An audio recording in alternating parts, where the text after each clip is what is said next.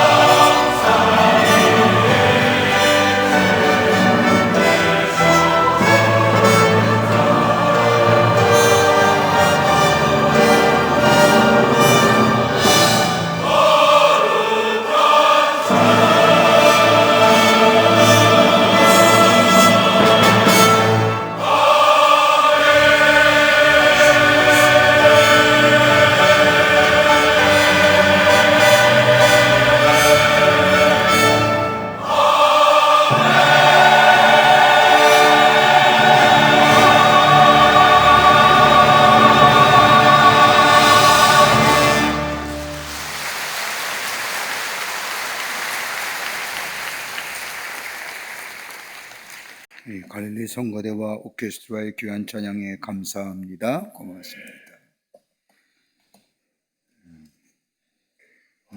지금의 시대를 살고 있는 많은 사람들 가운데 가만히 보면 무엇인가 목말라하고 또 갈증 가운데 살고 있음을 보게 됩니다. 그래서 이제 인생의 공허함과 목마름, 갈증을 채우기 위해서 무엇인가 끊임없이 찾아다닙니다.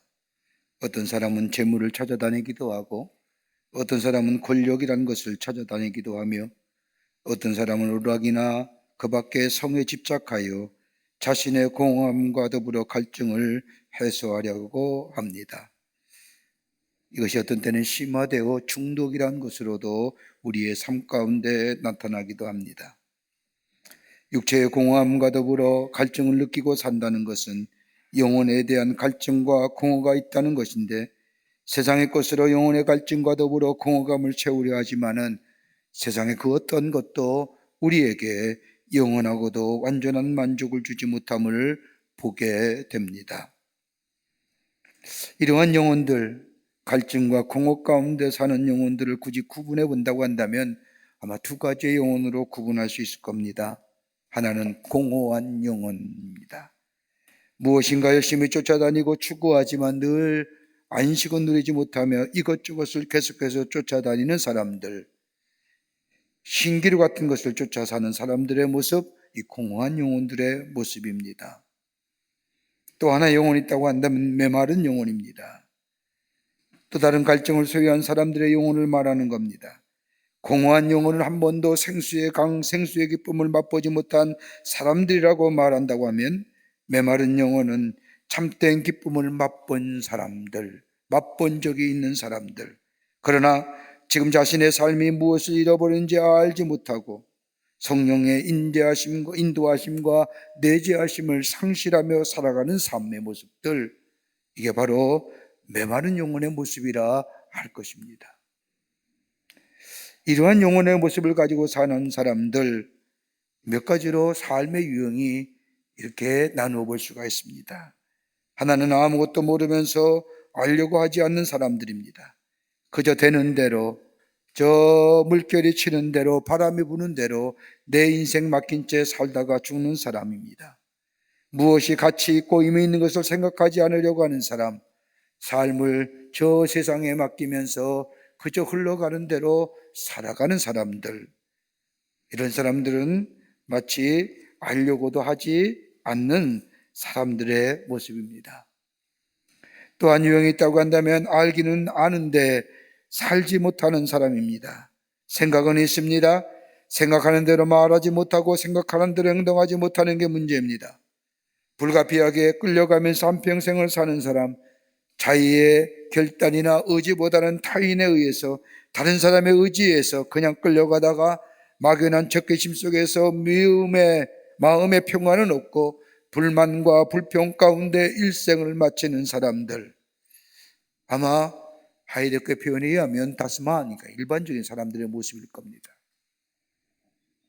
또한 유형의 사람이 있다고 한다면 스스로 판단하고 스스로 선택하고 스스로 결단하고 그 결단한 대로 한평생을 살아가는 사람입니다. 이런 사람들의 삶의 기준은 철저하게 도덕적이고 윤리적이며 율법적인 근거에 있어 자신의 삶의 방향을 정하고 결단하며 살아갑니다.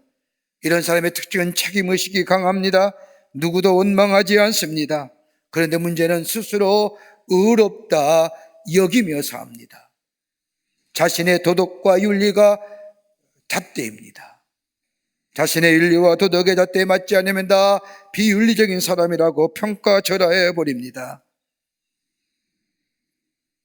또한 유형의 사람이 있다고 한다면 삶 그 자체를 즐기며 살아가는 사람입니다. 짧은 삶이지만 삶을 능동적으로 삽니다. 향유하면서 삽니다. 이런 사람의 특징은 현재의 삶의 의미를 알고 그뿐 아니라 앞에 있을 미래를 바라보면서 살아가는 사람입니다. 내가 왜 존재하는지 그 존재의 의미를 알고 살아갑니다. 그러기에 삶이 좀 불편하고 환경과 여건이 어렵다 할지라도 궁극적인 미래를 바라보며 살기에 삶의 활력이 넘칩니다. 이 사람의 특징들은 뭐냐? 양보할 수 없는 진리를 가지고 있다는 겁니다. 여러분의 삶과 어떤 유형에 속하며 사는 삶이십니까? 여러분, 그리스도인의 삶, 예수 그리스도를 구주로 섬기며 사는 인생은 공허하거나 영원히 맹마르는 인생은 아닐 겁니다. 여러분, 오늘 본문의 말씀을 보십시오. 영혼의 갈급한 가정을 한 청년이 예수님을 찾아옴으로써 오늘 본문의 말씀이 시작됩니다. 성경 말씀을 보면 한 관원이 찾아왔다고 기록하고 있는데, 이 관원은 헬라어로 아르콘이라고 하는데, 이 말은 단순히 정치적인 사람이 아니라 그 당시의 표현에 의하면 정치적이고 사회적으로 경제적으로 어느 정도의 위치가 있는 사람이요, 다른 사람에게 존경받는 사람을 가리켜서 아르콘, 관원이라고 부릅니다. 그런데 이 청년에는 고민이 하나 있었습니다. 이 부자 청년이 가지고 있던 고민은 일반 사람이 가지고 있는 고민과는 차원이 다른 겁니다. 배가 고파서 고민하는 것도 아니요, 집이 없어서 고민하는 것도 아니요, 더더구나 직업이 없다고 해서 몸이 아파서 고민하는 것도 아닙니다. 오늘 성경 말씀을 읽어보면 이 청년을 부자 청년이라고 적고 있는데, 이 부자 청년이란 얘기는 재물이 있을 뿐만 아니라 청년이라고 쓰여진 것을 보면 아마도 건정한 사람이었을 겁니다. 이 사람이 예수님을 찾아와 묻습니다. 선생님이요, 내가 무엇을 하여야 영생을 얻을 수 있습니까? 이 청년의 질문을 다시 해석한다고 한다면, 내가 어떤 선한 일을 즉 행함을 하여야 내가 영원한 삶을 얻을 수 있습니까? 라고 하는 질문입니다. 이 질문에 예수님께서 이 청년을 향하여 물으십니다. 내가 계명을 다 지켰느냐? 이 예수님께서 청년을 향하여 이 묻는 질문의 의미는 간음하지 말라, 도둑질하지 말라, 살인하지 말라, 거짓 증거하지 말라, 내 부모를 공경하라, 이거 다 지켰느냐라는 말입니다. 이 예수님의 말씀이 떨어지자마자 이 청년이 대답합니다. 내가 어려서부터 다 지켰습니다. 이렇게 보면 다분히 윤리적이고 도덕적이고 율법적인 사람입니다. 이 말씀을 들으신 예수님께서 이 청년을 향하여 말씀하기를, 내가 한 가지 부족한 것이 있구나. 내게 있는 것을 다 팔아 가난한 사람들에게 나누어 주라. 그리하면 하늘에서의 보화가 내게 있으리라. 그리고 와서 나를 쫓으라 라고 말씀합니다. 이 부자여, 건장한 청년, 이 사람은 이 예수님의 말씀을 듣고 원인을 심히 근심하여 돌아갔다는 것이 오늘 본문의 말씀의 내용입니다. 오늘 여기 본문의 말씀 보면 내게 아직도 한 가지 부족한 것이 있는데, 여러분, 그리스도의 삶에 있어 변하지 않은 진리가 있다고 한다면 다름이 아니라 영원한 삶을 산다는 겁니다. 믿으십니까? 믿으십니까? 이거 믿으셔야 됩니다. 예수 그리스도의 십자가의 구원을 통하여 내게 내 죄가 사해졌을 뿐만 아니라 예수 그리스도가 부활하심으로 인하여 내가 영원한 삶을 산다는 것, 그렇게 이 영원한 삶, 예수 그리스도를 믿기만 하면 우리에게 주시는 하나님의 은혜의 선물이 바로 영생입니다. 이 영생은 우리가 무엇을 해야만이 얻어지는 것이 아니라 은혜로 우리에게 허락하신 것인데, 예수님을 구원의 주로 믿기만 하면 하나님은 우리에게 은혜로 허락하신다는 것이 바로 영생이라는 겁니다. 그러게 영생의 문제는요, doing의 문제가 아니라 존재의 문제입니다. being. 내가 무엇을 하여야만이 우리에게 영생을 얻어지는 to도의 문제가 아니라, 우리가 예수 믿기만 하면, 구원받으면 우리에게 영생이 우리에게 있어지는데, 이 영생의 문제는 to be. 오늘 예수님께서 찾아온 이 부자 청년, 인간에 있어서 가장 귀중한 영생의 문제를 해결하고 왔지만, 그러나 이 청년은 영생의 문제를 행함으로만 생각했기에 이 문제를 해결하지 못하고, 이 존재의 실존의 문제를 해결하지 못하고 스스로 돌아갔다는 겁니다. 여러분, 많은 사람들이 예수를 믿으면 생각하는 것이 하나 있습니다. 예수를 믿게 되면 우리의 삶의 태도가 달라지고 더 나아가 우리의 행위가 달라져야 된다고 생각합니다. 그러기에 예수 믿기를 꺼려합니다. 저는 몇 번씩 말씀드렸지만 제가 잊지 못하는 전도의 장면이 하나 있습니다. 옛날엔 정육점이 있었지 않습니까?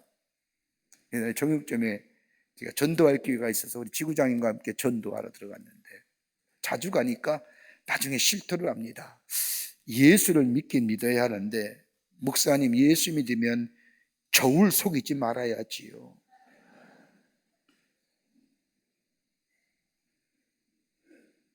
행함의 문제를 얘기하는 거예요. 존재의 문제를 얘기하는 게 아니라. 여러분, 예수 믿으면 그렇게 생각해요. 예수 믿는다고 해서 내 삶이 하루아침에 변화됩니까? 여러분, 어제 안 믿던 사람이 오늘 믿었다고 어제의 삶이 오늘과 달라집니까? 행위가 먼저 바르게 되어야 하고, 그런 다음에 이것으로 인하여 믿음이 자라나고, 그 다음으로 생각하는 은혜를 받는다고 생각합니다. 이거 아니에요. 성경이 우리에게 말씀하고 있는 분명한 사실은 우리의 행위와 우리의 행함이 우리에게 구원을 가져다 주지 못한다는 사실입니다. 여러분, 우리의 행위가 다 옳고 바릅니까? 아니지 않습니까? 우리의 모습을 가만히 들여다보면 우리가 죄 가운데 있음을 우리는 발견하면서 얼마나 놀랍니까? 여러분, 우리의 모습이 죄의 모습으로 가득 차 있다는 것은 본래 우리는 죄의 본성이 있다는 것을 말하는 겁니다. 죄의 본성이 있기에 진노의 자녀요, 죄로 인하여 마땅히 죽어야 할 사람이란 사실을 성경은 우리에게 무수히 말씀합니다. 그런데 이것으로 끝나는 것이 아니라 죄로 인하여 죽어야 할 존재이지만 하나님께서는 당신의 형상대로 지음받은 우리를 사랑하셔서 구원의 길을 열어주셨는데, 예수님을 믿기만 하면 우리는 죄에서 구원함을 얻습니다. 진노의 자녀에서 생명의 자녀로 새로워집니다. 육체의 열매를 맺는 사람에게서 성령의 열매를 맺는 사람으로 변화됩니다. 신령하고 거룩하고 의롭게 살아갑니다. 행함이 먼저가 아니라 믿는 게 먼저입니다. 내가 신령하고 거룩하고 의로워서 구원받는 것이 아니라 나를 위하여 예수님이 이 땅에 오셔서 내 죄를 위하여 십자가에 달려 돌아가심을 내가 믿는 겁니다. 그로 인해 내 죄가 사함을 받은 걸 내가 믿는 겁니다. 그리고 그 구원과 더불어 내게 영생을 주신 그 하나님의 사랑, 그 하나님의 선물을 거저 깨닫는 겁니다. 그러기에 은혜가 먼저입니다. 은혜 다음에 내게 깨달아지는 것이 뭐냐? 믿음입니다. 믿음의 역사가 내가 일어날 때에 우리의 행위가 달라지며 우리의 태도와 우리의 가치관과 우리의 세계관이 달라집니다. 이게 바로 믿는다는 겁니다. 이게 예수 믿은 거예요. 그러기에 예수를 믿는 자마다 진노로부터 자유함을 얻습니다. 의롭다 여기십니다. 죄의 능력과 죄책감에서 자유를 얻습니다. 반대로 얘기하면 내가 의로워서 내 죄가 사해진 것이 아니라 내가 죄인임에도 예수님이 나를 위하여 십자가에 죽으심으로 하나님의 진노로부터 자유롭게 하시고, 그리고 의롭다 여기시고 죄의 능력과 죄책감에서 자유함을 얻습니다. 그러기에 우리가 영원한 삶을 소유한다는 것은 어떤 행위로 얻어지는 것이 아니라 예수 그리스도를 우리가 우리의 죄를 위하여 십자가에 달려 돌아가심을 믿기만 하면 우리에게 영원한 삶이 있어지게 됩니다. 영원한 삶에 대한 소망 가지고 삽니다. 변함이 없는 진리 가운데 사는 겁니다. 그 무엇과도 바꿀 수 없는 진리 안에 사는 겁니다. 영생을 소유한 하나님의 백성이 됩니다. 영생의 문제가 해결될 때에 비로소 오늘 내 삶의 문제는 자연스럽게 해결되는 겁니다. 이거 굳건히 지키는 것. 여기서 예수님이 얘기했던 한 가지의 부족한 영생의 문제입니다. 영원한 삶이 우리 안에 넘치게 되면 기쁨이 들이며 삶의 에너지가 넘치게 되는데, 어떻게 하면 우리 안에 이 영원한 삶이 보존되며 지속되는 삶으로 우리의 삶의 기쁨과 활력이 넘쳐난 인생으로 살아갈 수 있을까요? 오늘 본문의 말씀을 통해서 함께 말씀을 나누며 은혜 받기를 원합니다. 첫째는 자기 부정의 삶이 있어야 됩니다. 자기를 부인할 수 있어야 됩니다. 오늘 본문의 말씀에 보면 내가 어떻게 하여야 영생을 얻을 수 있습니까? 라고 이 청년의 질문에 오늘 18장 22절의 말씀은 내게 있는 것을 다 팔아라라고 말씀합니다.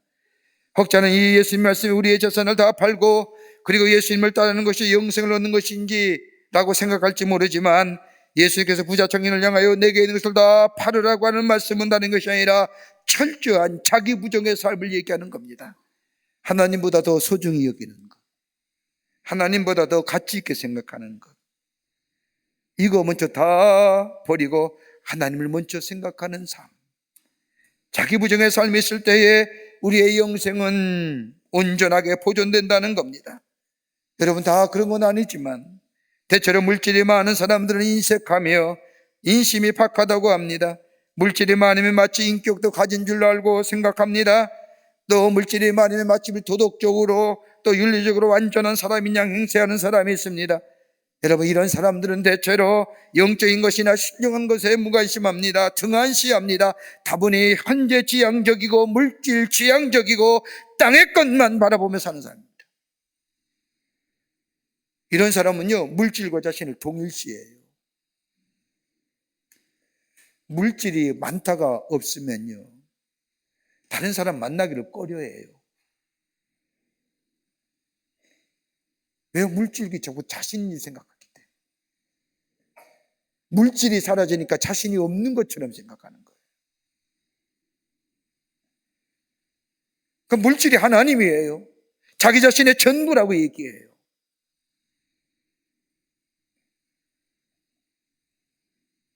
그런데 예수님께서는 자기를 따르는 사람들에게 마가복음 16장 24절의 말씀을 보면 누구든지 나를 따라오려거든 자기를 부인하고 자기 십자가를 지고 나를 따르리라. 자기를 부인하고 자기 십자가를 지라는 겁니다. 자기를 부인한다는 게 뭘까요? 내 삶이 재물이 전체였다면 재물을 부인할 수 있어야 됩니다. 내 삶이 내가 가진 권력이나 내가 가진 명예나 내가 가진 위치나 내가 가진 윤리와 내가 가진 도덕이나 그로 인하여 나를 교만하게 오만하게 했고 내 자신이라 생각했던 것들을 부인할 줄 알아야 합니다. 내 삶을 지탱해왔던 것들, 내 삶을 튼튼하게 받쳐주었던 것들을 부인할 수 있어야 됩니다. 그럴 때에 우리의 삶에 영생이 보존되는 겁니다. 자기를 부인하라는 것은 자기의 성미와 욕심과 주장을 죽이고 그 비어진 자리에 예수의 마음으로 채우라는 겁니다. 침팬지와 원숭이의 영장률 연구했던 리처드 리키 박사라는 사람은 케냐에 10여 년 동안 살면서 인간과 가장 흡사하다고 하는 침팬지의 종류를 연구합니다. 그는 인간과 침팬지 같은 유사한 영장류, 연구하면 연구할수록 분명한 것이 한 가지 발견되는 건데, 침팬지 세계에서는 너그러운 태도나 남을 궁리히 여기는 태도나 더 큰 가치를 위하여 자기를 부인할 수 있는 태도는 결코 찾아볼 수 없다는 거예요. 인간의 특징은 어떤 거냐? 자기를 부인하고 자신의 삶의 잘못된 모습을 돌이킬 수 있는 마음, 인간만이 가질 수 있는, 하나님이 창조하면서 우리 인간에게 주신 하나님의 성품이라는 거예요. 바꿔 말하면요, 자기를 부인하지 못하고 다른 사람을 긍휼히 여기지 못하면 영장류에 불과합니다.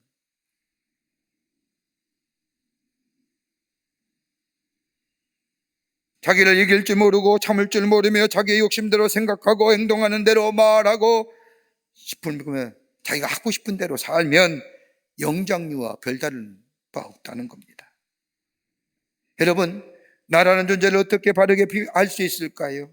나라는 존재를 어떻게 알 수 있을까요? 그 알 수 있는 비결이 어디 있을까요? 여러분, 우리의 삶을 가만히 보십시오.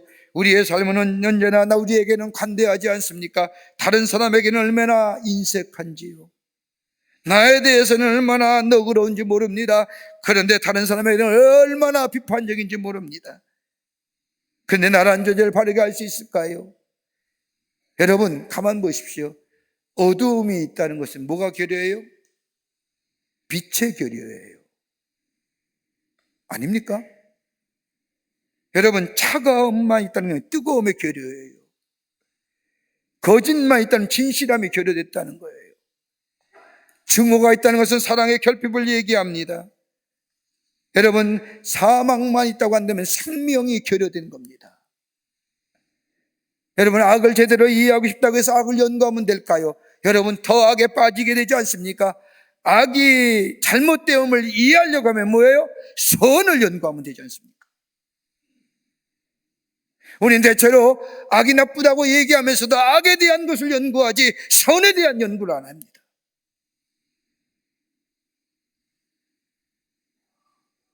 어둠 속에 숨어있는 어둠 속에 있는 것은 어둠 속에서 드러나는 것이 아니라 빛 속에 있어야 비로소 어둠이라는 것을 알 수 있듯이 나라는 존재는 내 안에서 나라는 존재를 발견하기 쉽지 않습니다. 하나님 안에서 내 자신을 발견하게 됩니다.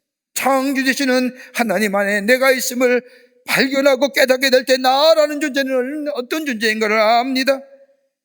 이것을 가리켜서 요한복음 12장 24절의 말씀을 보면 미랄 하나가 땅에 떨어져 죽지 아니하면 하나 그대로 있고 죽으면 많은 열매를 맺느니라고 말씀하신 것처럼 내가 죽는다는 겁니다. 나의 성격과 장점과 잘못되고 못한 것들 이거 부정하며 내려놓는 겁니다. 한마디로 비우는 겁니다.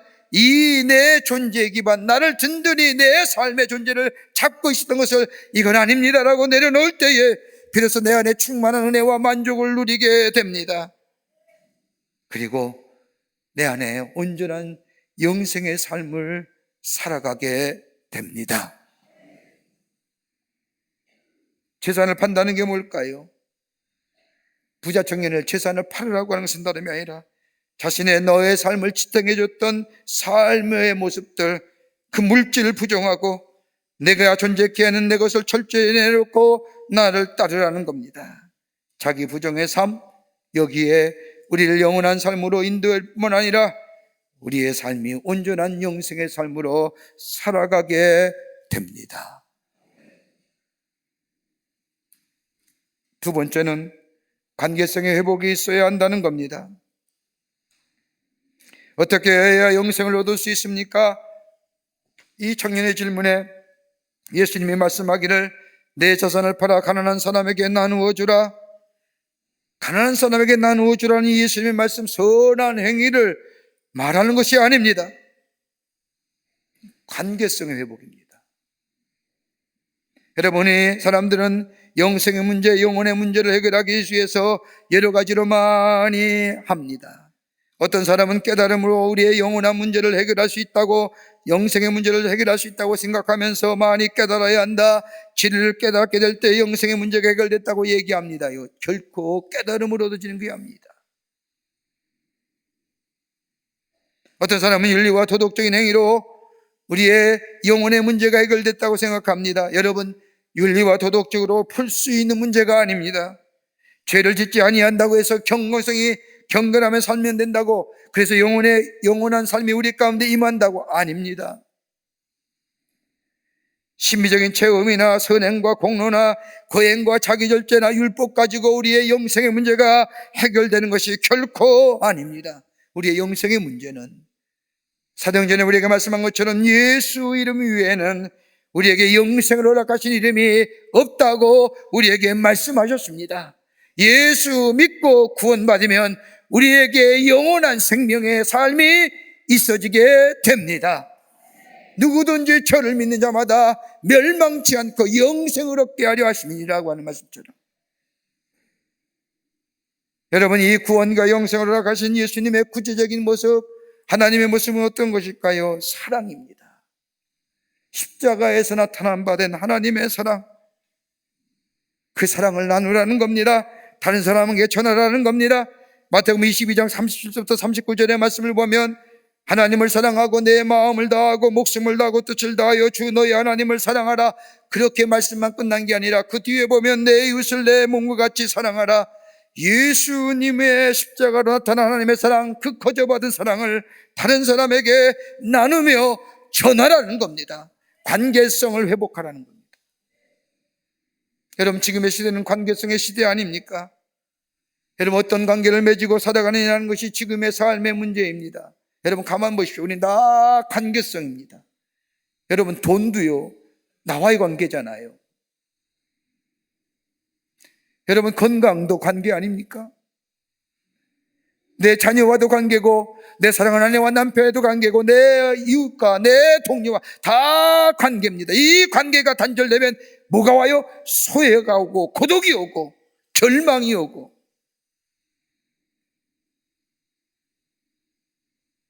관계성이 단절한 삶은 우울한 삶이에요. 관계성이 좋은 삶은요, 빛의 삶. 가난한 자에게 나누어 주라고 하는 것은 많은 이웃과의 관계성을 회복하라는 겁니다. 무슨 관계요? 사랑의 관계성이요. 공감할 수 있는 거예요. 하나님 우리를 사랑한 것처럼, 아무 조건 없는 것이 사랑한 것처럼 우리 이웃을 사랑하라는 겁니다. 다른 사람의 아픔과 슬픔과 괴로움과 고통과 기쁨과 즐거움을 외면하지 말라는 겁니다. 그러기에 요한복음 13장 34절과 35절의 말씀을 보면 새 계명을 주노니 서로 사랑하라. 내가 너희를 사랑한 것 같이 너희도 서로 사랑하라. 너희가 서로 사랑하면 이로써 모든 사람이 내 제자인 줄 알리라. 이웃을 향하여 사랑을 베풀라는 겁니다. 내가 이만큼 주었으니 이만큼 받아야 된다는 그 사랑이 아니라 내가 받은 것 그저 주는 사랑. 이게 바로 영생을 소유한 사람이요, 이 사랑이 내 안에 있을 때 우리의 영생이 온전하게 보존되어집니다.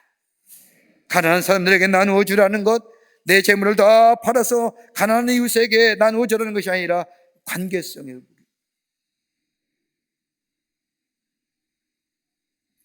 다른 사람과의 사랑의 관계성이 있게 될 때 우리의 영생은 더 굳건한 반석 위에 세워지고 우리 그로 인하여 우리의 삶 속에 기쁨과 활력이 넘쳐나는 복된 인생이 되는 줄 믿습니다. 이게 영생을 얻은 자의 모습. 끝으로 예수님만 바라보며 나아가라는 겁니다. 예수님만 바라보며 나아가라는 겁니다. 내가 어떻게 해야 영생을 얻을 수 있습니까? 라고 한 이 부자 청년의 질문에 내게 있는 것을 다 팔아 가난한 사람에게 나누어 주고 그리하면 하늘에서 보화가 내게 있으리라. 그리고 와서 나를 쫓으라. 나를 쫓으라고 하는 이 말씀은 예수만 바라보며 나아가는 삶이 굳건한 영생을 보존하는 길이라는 겁니다. 여러분, 예수님께서 제자들 부르실 때의 모습을 보면 어떤 명분이나 조건을 말씀하면서 제사를 부르신 적이 없습니다. 단 한마디로 제자들 부르십니다. 나를 따라오너라. 나를 따라온다는 게 뭘까요? 여러분, 이 말씀 속에 자신이 없으면 하시기 힘든 말이고 듣는 편에서는 듣기가 거북한 말입니다. 나를 따라오라는 말은 헬라어로 아카루디오라고 얘기하는데 이 말은 함께 가자, 함께 길을 같이 가자는 거예요. 베드로와 안드레가 예수님의 부르심을 받고 나를 따라오라고 하는 이 말에 아카루디오, 곧 예수와 함께 같이 걷겠다고 결심하며 따라 나선 것처럼 나를 쫓아오라고 하는 말은 예수님과 함께 같이, 나와 함께 같이 걷자. 여러분, 마태복음 14장 말씀을 보면 베드로가 바다 위를 걸은 기사가 나오지요. 여러분, 베드로가 어떤 사람입니까? 이성적인 사람이요, 또 생각이 많은 사람이 절대 아닙니다. 즉흥적이고 감정적인 사람입니다. 성경에 나오는 베드로는 이성적이기보다는 감정적인 사람이기에 예수님이 십자가를 지신다고 하실 때 예수님이 왜 십자가에 져야 하는지 그 이유도 모르는 채 다른 사람이 다 예수님을 떠나갈지라도 나만은 떠나지 않겠다고 고백하였던 베드로. 그뿐 아니라 변화산에서 모세와 엘리야와 예수님을 본 후에 예수님 여기에 초막셋을 짓고 우리가 여기 거하자고요. 모세도 있고 엘리야도 있고 예수님도 있지 않습니까? 하나의 사건마다 깊이 생각한 적이 없습니다. 느낀 대로 즉흥적으로 감정적으로 고백했던 사람이 베드로입니다. 그런데 마태복음 14장의 말씀을 보면 아주 놀라운 기적을 경험하지 않습니까? 예수님처럼 무리를 걷는 겁니다. 아마 인류의 역사상 예수님 외에 처음으로 무리를 걷던 사람이 베드로일 겁니다. 여러분, 믿음이 뛰어나서 이런 기적을 경험했을까요? 배에서 발을 띄워 무리에 담그는 모습, 영화나 성화나 그렇게 그림을 통해서 여러분 보신 적이 있을 겁니다. 베드로의 시선이 어디에 향하고 있던가요? 바다 바라본 거야? 아니잖아요. 예수님 바라보잖아요. 자세히 보면 예수님만 바라보는 겁니다. 예수님께 시선을 고정하고 그의 발을 바다 위에 내딛었을 때에 여러분, 창랑이는 무리를 보는 것이 아니라 발은 배에서 나와 무리를 내딛지만은 시선은 누구요? 예수님께 고정. 그러니까 예수님께 시선이 고정되면 내 발에 찰랑이는 물, 파도 이 보이지 않는 거예요. 좀 쉽게 얘기할까요? 예수님만 바라보고 살면 내 인생의 파도나 내 인생의 어려움이 별 문제 없다는 거예요.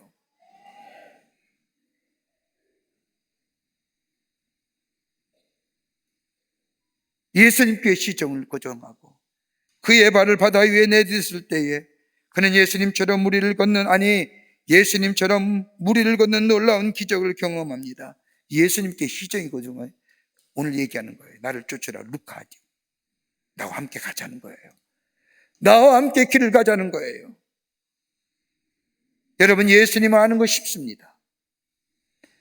예수님을 생각하는 것도 어렵지 않습니다.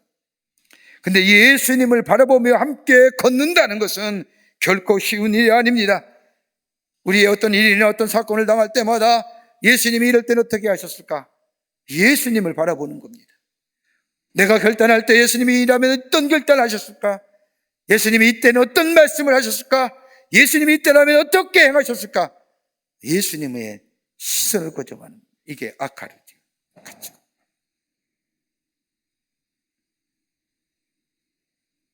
여러분, 믿음은 상대적인 관계가 아닙니다.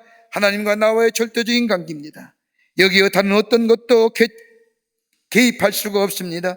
그러기에 믿음은 나의 결단입니다. 나를 쫓으라고 하는 예수님의 말씀, 나만 바라보며 쫓아오너라, 나만 바라보며 같이 걷자라고 하는 이 말씀은 결단의 촉구를 얘기한 겁니다. 바로 예수님과 함께 걸어가는 사람, 바로 이런 사람이 굳건한 영생 위에 서 있는 사람입니다. 오늘 교회 처음 오신 분들, 행위로 구원받는 거 아닙니다. 윤리와 도덕으로 내 삶에 영원한 삶이 있어지는 것이 아닙니다. 여러분, 행함이 모든 것을 해결해 주는 것이 아닙니다. 우리가 분명히 알을 것은 예수 그리스도가 내 죄를 위하여 십자가에 달려 돌아가심을 내가 믿고, 그 믿을 뿐만 아니라 내게 영생이, 영원한 구원이 있을 뿐만 아니라 영생이 내 안에 있음을 내가 믿으며 나를 의지했고 내가 지지하고 있고 나를 붙잡아줬던 내 것을 부정하고 오직 예수님이 나의 삶의 주인 되심을 고백하며, 그리고 다른 사람을 향하여 주님이 내게 거저 사랑을 베푸신 것처럼 다른 사람을 사랑하며 다른 사람에게 베풀며, 그리고 예수와 함께 걸어가는 인생이 될 때에 우리는 영생이 보존될 뿐만 아니라 이 생과 내 생에서 하나님이 예비하신 하늘의 축복을 누리며 사는 하나님 나라의 백성이 되는 줄 믿습니다. 믿음은 하나님과 나와입니다. 이 믿음을 통하여 하늘의 놀라운 축복을 누리시며 영원한 생명을 누리시는 여러분과 저와 되시기를 주의 이름으로 축원합니다. 하나님 감사합니다. 저희들 주께서 사랑해 주셔서 하나님의 자녀 삼으심에 감사합니다.